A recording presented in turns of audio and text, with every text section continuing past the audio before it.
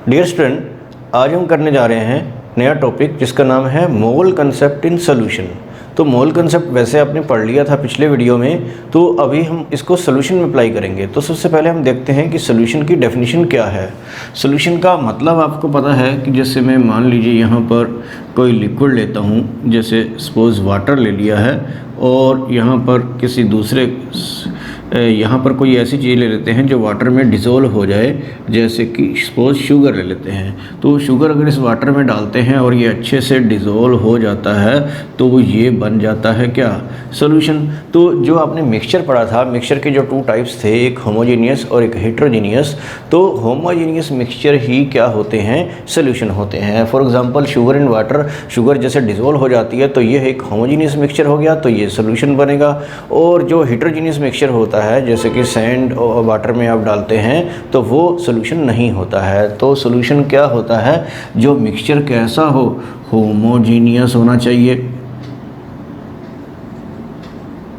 Homogeneous mixture हो, और जो भी आपने कंपोनेंट उसमें डाले हैं वो क्या होने चाहिए, केमिकली नॉन रिएक्टिंग होने चाहिए। नॉन रिएक्टिंग का मतलब है कि वो आपस में रिएक्ट ना करें। जैसे आप वाटर के बारे में क्या कहेंगे कि ये ऐसा नहीं कह सकते कि ये हाइड्रोजन और ऑक्सीजन का मिक्सचर होता है, क्योंकि हाइड्रोजन जो वाटर है वो हाइड्रोजन और ऑक्सीजन का क्या है, वो कंपाउंड है, मिक्सचर नहीं है, क्योंकि वो एक केमिकल चेंज से बनता है, केमिकल रिएक्शन से बनता है। तो ये जो अपने सोल्यूशन की जो डेफिनेशन यहाँ समझ रहे हैं कि वो क्या, जिसमें दो या दो से ज़्यादा कंपोनेंट का क्या होना चाहिए, वो होमोजीनियस मिक्सचर होना चाहिए, और वो केमिकली नॉन रिएक्टिंग भी होने चाहिए। और उसमें एक और चीज़ होती है, उनकी कंपोजिशन को हम एक लिमिट तक वेरी कर सकते हैं। वेरी का मतलब क्या है कि चेंज कर सकते हैं। सपोज़ यहाँ पे हम 5 ग्राम शुगर और 100 ग्राम वाटर लेते हैं और उसमें डिज़ोल्व करते हैं तो वो सोल्यूशन बनेगा। लेकिन अगर आप उल्टा कर देते हैं, सपोज़ कि 100 ग्राम शुगर और 5 ग्राम वाटर ले लेते हैं, तो फिर वो उसमें डिज़ोल्व नहीं होगी, तो वो सोल्यूशन नहीं बनेगा। इसका मतलब जो क्वांटिटी है, जो कंपोजिशन है, वो एक लिमिट तक ही उसको चेंज करना पॉसिबल है। तो अब देखते हैं कि सोल्यूशन की डेफिनेशन क्या हुई। तो सोल्यूशन की डेफिनेशन आप नोट कर लीजिए। Solution is defined as a homogeneous mixture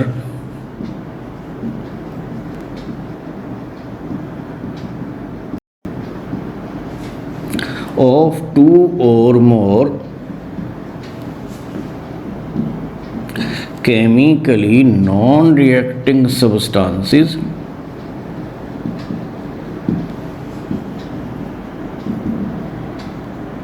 whose composition can be varied, whose composition can be varied within a certain limit।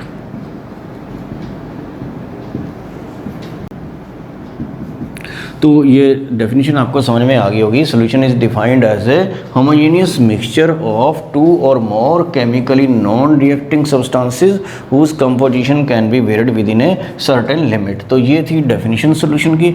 और आपको ये तो पता ही होगा कि जो चीज़ कम क्वांटिटी में है, जो डिज़ोल्व हो रही है, उसे क्या बोलते हैं, सॉल्यूट। और जिसके अंदर हो रही है डिसोल्यूशन, तो उसे हम क्या बोलते हैं, सॉल्वेंट। तो सॉल्वेंट वही है जो एक्सेस में है, मतलब कि ज़्यादा क्वांटिटी में है।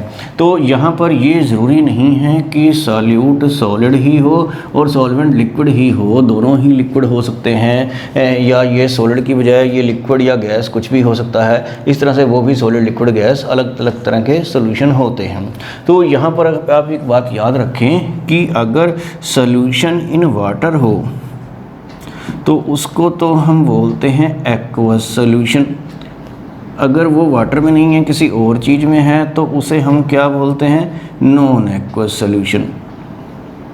तो अगर सोल्यूशन में ओनली टू कंपोनेंट हैं तो उसको हम बाइनरी सोल्यूशन बोलते हैं। तो जनरली यहाँ पर हम बाइनरी सोल्यूशन ही स्टडी करते हैं, क्योंकि 3 वाले भी होता है, 3 कंपोनेंट भी डाल सकते हैं, उसको टर्नरी, और 4 वाले को क्वाटरनरी बोलते हैं। तो वो भी सोल्यूशन होते हैं, लेकिन यहाँ पे हम मोस्टली जो है बाइनरी सोल्यूशन ही स्टडी करने वाले हैं। एक चीज़ और यहाँ पे आपको ज़्यादातर सुनने को मिलेगी, एक होते हैं कंसंट्रेटेड सॉल्यूशन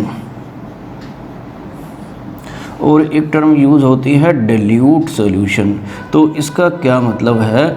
डिल्यूट सॉल्यूशन का मतलब है कि जिसमें सॉल्वेंट काफ़ी ज़्यादा है और सॉल्यूट की क्वांटिटी काफ़ी कम है कंपैरेटिवली, तो उसको बोलते हैं हम डिल्यूट सॉल्यूशन। और अगर सॉल्यूट की कंसंट्रेशन मतलब कि क्वांटिटी जो है काफ़ी ज़्यादा है, वो गाढ़ा सॉल्यूशन है, तो उसे हम बोलते हैं कंसंट्रेटेड सॉल्यूशन। तो इस चैप्टर में हमें ये करना है स्टडी कि सॉल्यूट की कितनी क्वांटिटी कितने सॉल्वेंट में प्रेजेंट है, तो उसको हम बोलते हैं कंसंट्रेशन ऑफ सॉल्यूशन।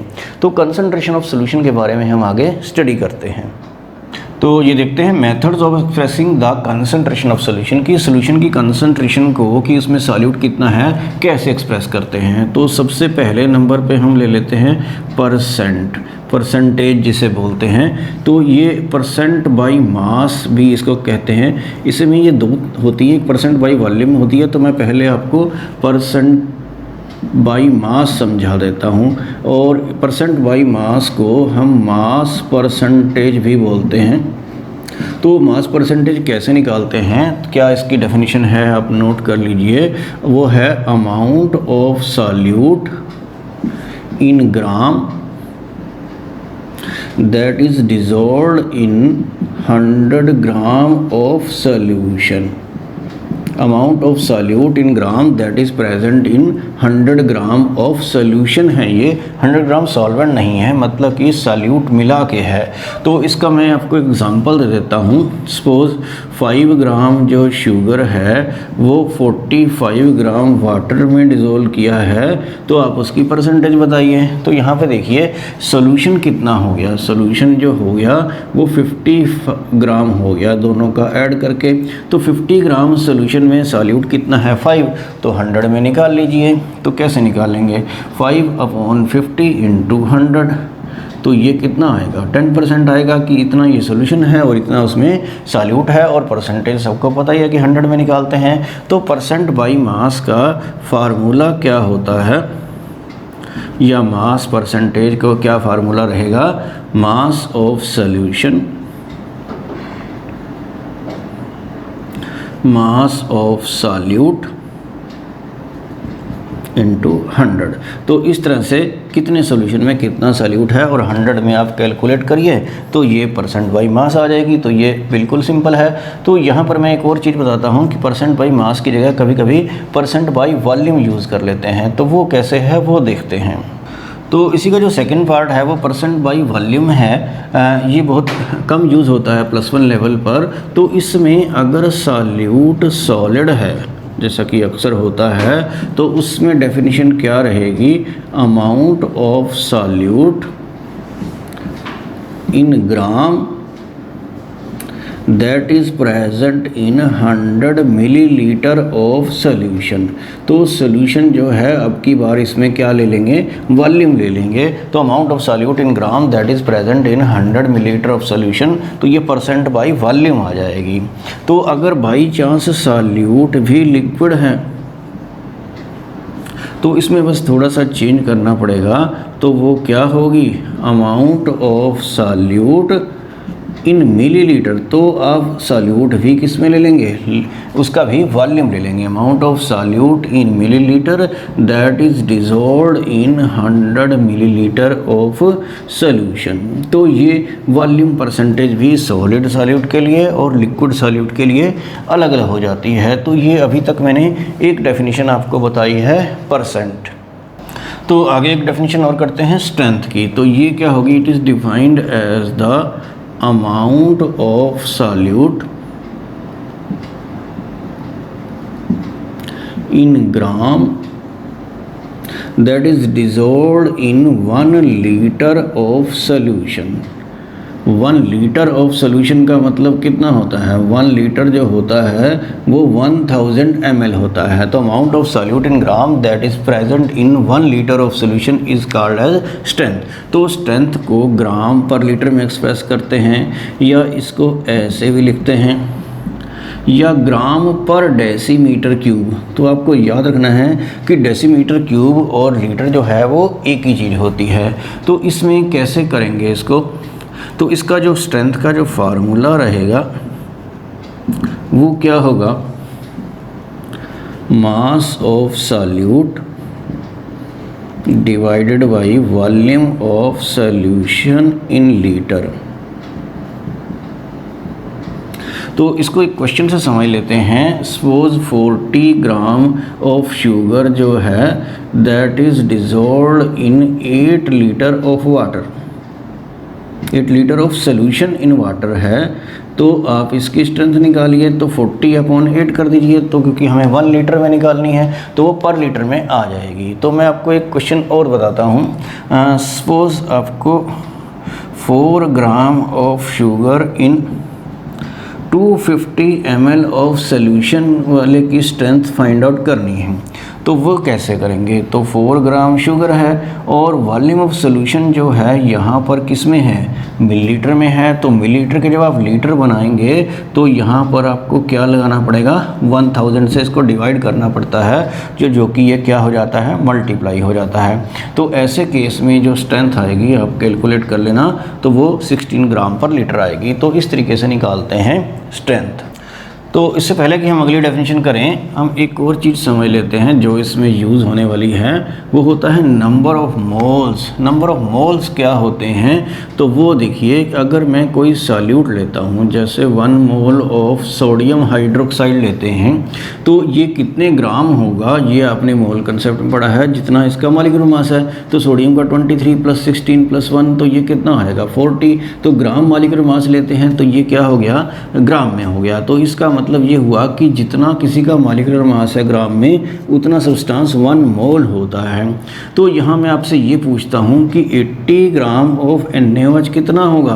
तो 80 ग्राम ऑफ NaOH तो आप बता दोगे कि 40 का डबल है, तो ये कितना होगा? 2 मोल्स होगा। तो ये नंबर ऑफ मोल्स कैसे निकालते हैं? तो वो एक फार्मूला है। नंबर ऑफ मोल्स का फार्मूला क्या है? Given mass in gram divided by molecular mass. तो यहाँ पर इसको ऐसे लिखते हैं, गिवन मास मतलब वेट और डिवाइडेड बाई क्या होता है? Molecular mass. तो गिवन मास था हमारे पास 80 और मॉलिक्यूलर मास इसका कितना था? 40। तो इस तरह से नंबर ऑफ मोल जो आ जाते हैं वो 2 आ जाते हैं। तो ये टर्म हम अगली डेफिनेशंस में यूज़ करने वाले हैं, नंबर ऑफ मोल्स। तो नंबर ऑफ मोल बनाने के लिए आपको याद रखना है कि जितना मास आपको दिया है उसको उसी के मॉलिक्यूलर मास से डिवाइड करना है। तो अगले डेफिनेशन देखते हैं, मोलैरिटी। तो मोलैरिटी क्या होती है वो समझिए। It is defined as the number of moles of solute that is dissolved in 1 litre of solution. तो 1 लीटर जो सॉल्यूशन में कितने मोल्स ऑफ सॉल्यूट डिजोल्व किए हैं, तो वो होती है मोलैरिटी। तो मोलैरिटी का फार्मूला क्या होगा? Number of moles of solute. तो नंबर ऑफ मोल्स बनाने मैंने आपको अभी बताए हैं कैसे बनाना है, और डिवाइडेड बाई क्या होगा? Volume of solution in litre. Suppose आपको 5 लीटर दिया है तो 5 से डिवाइड हो जाएगा, तो वो पर लीटर आ जाएगा। तो मोलैरिटी का एक और फार्मूला है जो थोड़ा इजी है, जिसकी हेल्प से आप न्यूमेरिकल कर पाएंगे बड़ा इजीली। तो वो नंबर ऑफ मोल्स कैसे बनेंगे? x upon molecular mass. x जो है उसका मास है ग्राम में, और उसको मॉलिक्यूलर मास से डिवाइड कर दीजिए, तो वो क्या बन जाएंगे? नंबर ऑफ मोल्स बन जाएंगे। और ये volume of solution in litre. तो वॉल्यूम जो है अक्सर किस में दिया होता है? मिलीलीटर में दिया होता है। तो मिलीलीटर के लीटर बनाने के लिए आपको क्या करना पड़ेगा? 1000 से डिवाइड करना पड़ेगा। तो 1000 यहाँ पर ऐसे आ जाएगा। तो आपको मोलैरिटी का ये फार्मूला लर्न कर लेना है, और इस बेस पे हम कुछ न्यूमेरिकल करेंगे कि गिवन मास और मॉलिक्यूलर मास से डिवाइड कर दिया, और वॉल्यूम मिलीलीटर में अगर है तो यहाँ पर 1000 आएगा। अगर बाई चांस वॉल्यूम पहले से ही लीटर में है तो यहाँ पर 1 आएगा, 1000 नहीं। तो ये थी डेफिनेशन मोलैरिटी की। इसको न्यूमेरिकल जब हम करेंगे तो आपको समझ में आ जाएगा कि इसको यूज़ कैसे करना है। तो आगे एक और डेफिनेशन करते हैं, वो है नॉर्मेलिटी। इसको हम n से रिप्रेजेंट करते हैं। तो ये क्या होती है? Number of gram equivalent of solute dissolved in 1 litre of solution. तो नॉर्मेलिटी आप कैसे निकालेंगे? वो क्या होगी? Number of gram equivalent of solute divided by volume of solution in litre. अगर वॉल्यूम 2 लीटर 3 लीटर जितना भी है तो आप उससे डिवाइड कर दीजिए तो वो पर लीटर आ जाएगा। तो ये नंबर ऑफ ग्राम इक्विवेलेंट क्या होते हैं, तो उसके लिए फार्मूला क्या बनेगा नॉर्मेलिटी निकालने का, वो देखिए जितना सॉल्यूट का मास है ग्राम में उसको उसके इक्विवेलेंट मास से डिवाइड करना है, और वॉल्यूम जो है वो किस में लेना है, मिलीलीटर में, क्योंकि मिलीलीटर में अक्सर दिया होता है और मिलीलीटर के लीटर बनाने के लिए आपको इसको 1000 से डिवाइड करना है तो वो ऊपर आ जाएगा। अगर ये लीटर में दिया है तो फिर आपको यहाँ पे 1 लेना है। तो नॉर्मेलिटी के लिए आपको ये फार्मूला लर्न करना है, इसकी बेस पे हम न्यूमेरिकल करेंगे आगे। और यहाँ पर आपको ये याद रखना है कि जो मोलैरिटी था उसमें यहाँ पर मॉलिक्यूलर मास था, जिसके बारे में आपको पता है मॉलिक्यूलर मास क्या होता है। लेकिन नॉर्मेलिटी में यहाँ पर क्या लेना है, इक्विवेलेंट मास लेना है। और इक्विवेलेंट मास हो सकता है बच्चों को ना पता हो, और आपको ये भी ध्यान रखना है कि what is the difference between molecular mass and equivalent mass. अगर आपको ये पता चल जाए कि मॉलिक्यूलर मास और इक्विवेलेंट मास में डिफरेंस क्या है तो आपको मोलैरिटी और नॉर्मेलिटी का डिफरेंस भी पता चल जाएगा। तो ये देखते हैं क्या है दोनों में डिफरेंस। तो हम इसका कोई एग्जांपल लेते हैं, जैसे कि एसिड्स जो होते हैं, जैसे कि HCl है, तो इसका अगर आप मॉलिक्यूलर मास निकालें, H का 1 है, Cl का 35.5, तो इसका 36.5 इसका मॉलिक्यूलर मास आ जाता है। और इसका इक्विवेलेंट मास भी 1 से मैंने डिवाइड किया है तो वो इतना ही है इक्विवेलेंट मास जो है, क्योंकि इसमें 1H है। तो इसको आप दूसरे एग्जांपल से समझ लीजिए, जैसे मैं कोई दूसरा एसिड लेता हूँ H2SO4, तो इसका अगर आप मॉलिक्यूलर मास निकालेंगे तो वो 98 आ जाएगा कैलकुलेट करके, सल्फर का 32 होता है। तो इसका ये क्योंकि एक डाई बेसिक एसिड है, डाई बेसिक का मतलब होता है कि ये 2H देता है कोई सोल्यूशन में, तो ये 98/2 करके इसका मॉलिक्यूलर मास जो आएगा वो आएगा 49। अगर इसी तरह से मैं कोई और एसिड लेता हूँ H3PO4, तो उसमें आपको 3 से डिवाइड करना पड़ेगा। तो ये जो एसिड के लिए जो इक्विवेलेंट मास होता है वो उसके मॉलिक्यूलर मास डिवाइडेड बाई उस एसिड की क्या होती है, बेसिसिटी होती है। तो इसी तरह से अगर आप कोई बेस लेते हैं, जैसे कि यहाँ पर कोई बेस ले लेते हैं, बेस जैसे कि NaOH है, तो उसका मॉलिक्यूलर मास 40 है और इक्विवेलेंट मास भी 40 ही है, क्योंकि वो एक ही OH देता है, हाइड्रोक्सिल आयन देता है सॉल्यूशन में। अगर आप इसकी जगह पर कैल्शियम हाइड्रोक्साइड लेते हैं तो आपको 2 से डिवाइड करना पड़ेगा। इस तरह से अगर आप इस केस में करेंगे तो आपको 3 से डिवाइड करना पड़ेगा, जितने की वो OH देता है। तो इक्विवेलेंट मास जो है अगर आप बेस के केस में देखते हैं तो वो क्या होगा, molecular mass upon acidity. Acidity का मतलब है, मतलब बेस के केस में एसिडिटी बोलते हैं और एसिड के केस में बेसिसिटी बोलते हैं। तो मॉलिक्यूलर मास और इक्विवेलेंट मास जो है ये उसमें रिलेशन रहता है, तो ये आपको दिमाग में रखना है।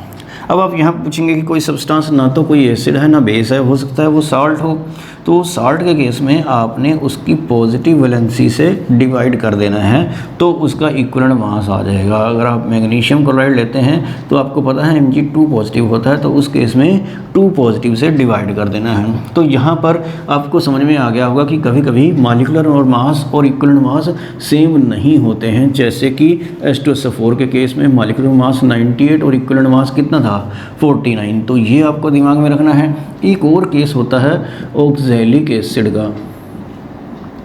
ऑक्सैलिक एसिड का फार्मूला क्या होता है, COOH, यहाँ पे 2 वाटर होते हैं। तो अगर आप इसका मॉलिक्यूलर मास निकालेंगे, वाटर का 18 है, उसको 2 से मल्टीप्लाई करके इसमें ऐड कर देना तो वो आएगा 126। और ऑक्सैलिक एसिड भी एक डाई बेसिक एसिड है। डाई बेसिक का मतलब है कि ये 2H देता है सॉल्यूशन में, तो इसका इक्विवेलेंट मास कितना आएगा 63। तो इस तरह से आपको मॉलिक्यूलर मास और इक्विवेलेंट मास में डिफरेंस समझना है। तो आगे ये देख लेते हैं what is the relation between normality and molarity, ताकि आपको वो कंसेप्ट ठीक से समझ में आ जाए। तो इसके लिए मैं आपको एक पहले एग्जांपल से समझाता हूँ कि सपोज़ आपको दिया है कि 4.9 gram of H2SO4 is dissolved in 500 ml of solution. तो इसकी एक न्यूमेरिकल भी हो सकता है कि इसका आप नॉर्मेलिटी और मोलैरिटी निकालिए।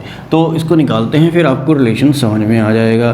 तो मोलैरिटी कैसे निकालते हैं, आपको याद होगा कि फार्मूला क्या था, x अपॉन मॉलिक्यूलर मास और v मिलीलीटर इनटू क्या है 1000। तो यहाँ पर 4.9 ग्राम आपको दिया है और मॉलिक्यूलर मास आपको याद है सल्फ्यूरिक एसिड का होता है 98 और ये कितना है 500, क्योंकि ये 500 ml में लिया है। तो यहाँ से जब आप इसको कैलकुलेट करेंगे तो ये 0.1 आ जाएगी इसकी मोलैरिटी। तो अब हम इसका नॉर्मेलिटी कैलकुलेट करके देखते हैं। तो नॉर्मेलिटी के लिए फार्मूला क्या है, मॉलिक्यूलर मास की जगह पे हमें क्या लेना है, इक्विवेलेंट मास, और ये यहाँ पर v है मिलीलीटर में और ये कितना है 1000। तो ये 4.9 और इक्विवेलेंट मास आपको याद है कि इसका हाफ होता है जो कि 49 है, और यहाँ पर 500 लिया और यहाँ पर यह है 1000। तो आप समझ गए होंगे कि यहाँ पे इसको डिवाइड करके ये आ जाएगा 0.2। तो नॉर्मेलिटी को n से, कैपिटल N से, और मोलैरिटी को m से रिप्रेजेंट करते हैं। तो अब आप समझिए कि दोनों में रिलेशन क्या है। तो मैं रिलेशन लिख रहा हूँ तो आपको ये समझ में आ जाएगा कि जो नॉर्मेलिटी होती है वो molarity into molecular mass upon equivalent mass होती है। तो इसमें आप ट्राई कर लीजिए। तो ये मोलैरिटी जो है हमें निकाली थी 0.1 और मॉलिक्यूलर मास कितना था 98 और इक्विवेलेंट मास कितना था 49। तो ये काट के आ गया 2, तो नॉर्मेलिटी आ गई 0.2। तो ये क्लियर हो गया कि H2SO4 के केस में नॉर्मेलिटी जो है मोलैरिटी से डबल होती है, 2 से मल्टीप्लाई करना पड़ता है। 2 क्या है, उस एसिड का बेसिसिटी है, बेसिसिटी से मल्टीप्लाई कर दीजिए डायरेक्टली तो वो आपके पास नॉर्मेलिटी आ जाएगी। फॉर एग्ज़ाम्पल अगर आपको H3PO4 के केस में ऐसा कहा जाता है कि उसका मोलैरिटी जो है वो 0.1 है, तो नॉर्मेलिटी बताइए। तो आपको मॉलिक्यूलर मास, इक्विवेलेंट मास उसका याद नहीं है, लेकिन ये तो पता है ना कि ये ट्राई बेसिक है, तो जस्ट उसको 3 से मल्टीप्लाई कीजिए तो नॉर्मेलिटी उसकी कितनी आ जाएगी 0.3। तो उस केस में ट्रिपल होती है और H2SO4 के केस में क्या होती है, डबल होती है नॉर्मेलिटी। तो इस एग्जाम्पल से आपको नॉर्मेलिटी और मोलैरिटी में रिलेशन समझ में आ गया होगा।